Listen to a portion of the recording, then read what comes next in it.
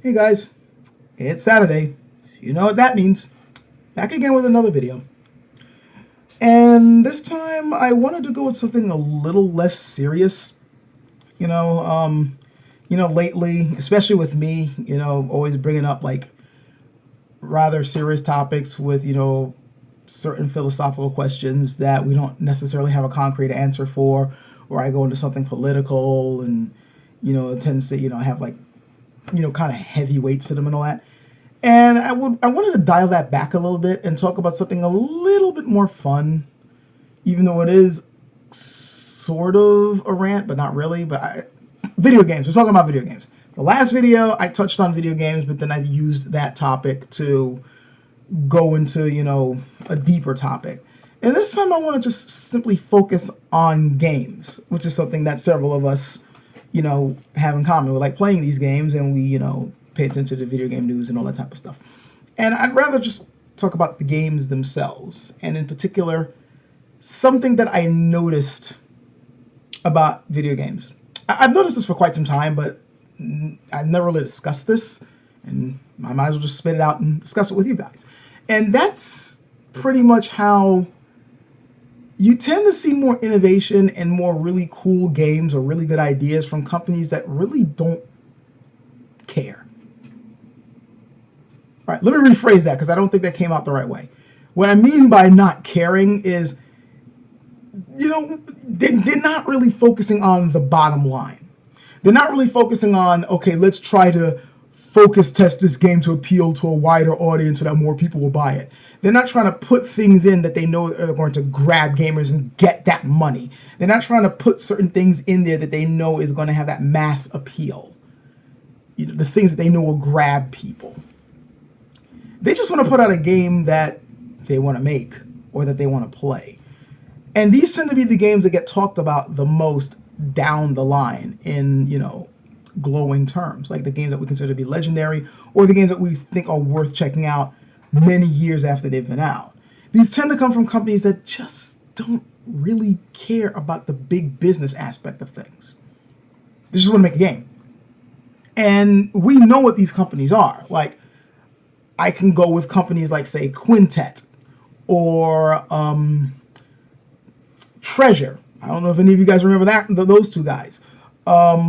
Just these older little companies that came about during, like, let's say the late 8-bit to 16-bit era, and hell, even into the 32-bit era when we start getting to the PlayStation 2, Xbox.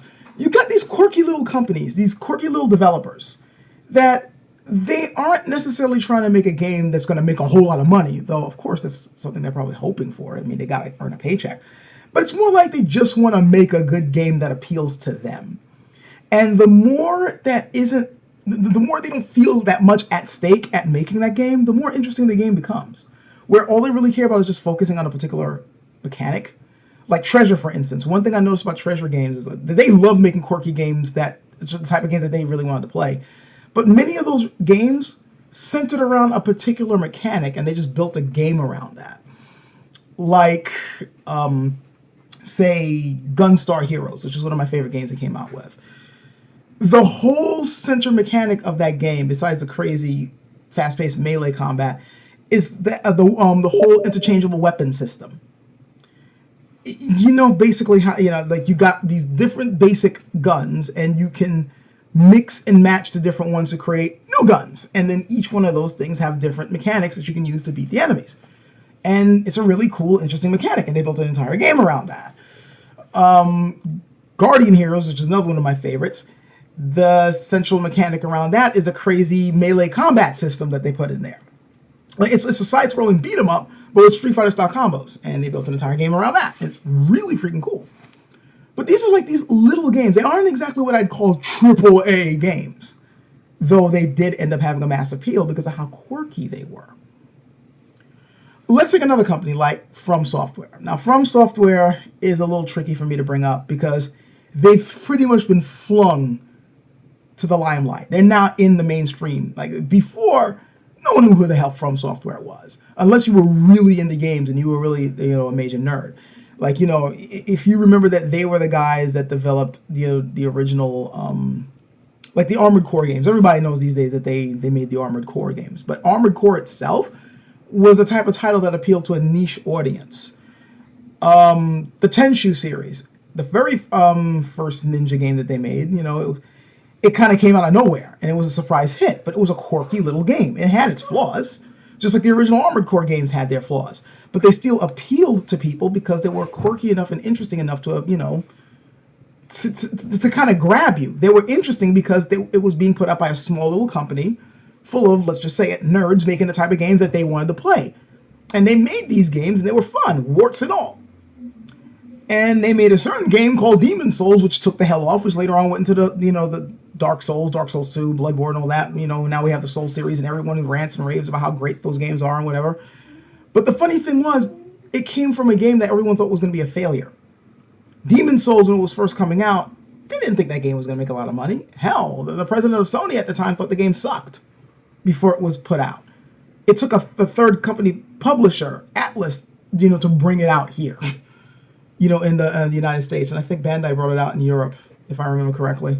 But the point I'm trying to make is these were games that the guy who made Demon Souls and later on Dark Souls, Demon Souls, he said I decided I was just going to make it whatever I wanted because it was already deemed a failure anyway. So I could just do whatever the hell I want. And if it sucks, it sucks. People already thought it failed. So let's just do what we want. And Demon Souls feels like a game where they just did what they wanted. It breaks a lot of mainstream conventions, and it's celebrated for it. Now, I bring this up because when you look at AAA games today, so-called AAA games, they're bland as hell. They're not very innovative. Oh, sure, they're fun. I'm not saying that many of these games aren't fun. They are. But they've made sure to, they put just enough in there for it to be fun so that you can't say it sucks unless the development cycle was really horrible or incredibly mismanaged. Look at EA, for instance, see how you can mismanage games coming out. But the point I'm trying to make is that they make games that they're designed to have that mass appeal. Okay, you put this in there, you put that in there. We know people liked it before; they're gonna like it again. They'll just pump it out like your typical first-person shooter. They put enough elements in there that people know that they're gonna love, and they give it a tight enough multiplayer that'll have people going over there headshotting noobs, and that makes them happy. And they make another several $1 million off of that, and then they get ready to use that template for the next year's game. And they're making sure that it ticks certain, features on the list. It has to have this feature. It has to have that feature. We need to put this in there. We need to put that in there. That's what's going to make it work. Let's focus test this thing. They want to make sure it doesn't become a flop, which, again, they're a business, so I can understand that. But that whole thing of, let's just make an interesting game is not really there. Oh, I'm sure the developers want to do that, but that ends up not really being their priority. Their priority is, let's make this product that will bring in as much cash as possible. And lately, we've really been seeing that the whole point of these games is just to bring in as much cash as possible, not necessarily to come up with a compelling experience, whether that experience is flawed or not.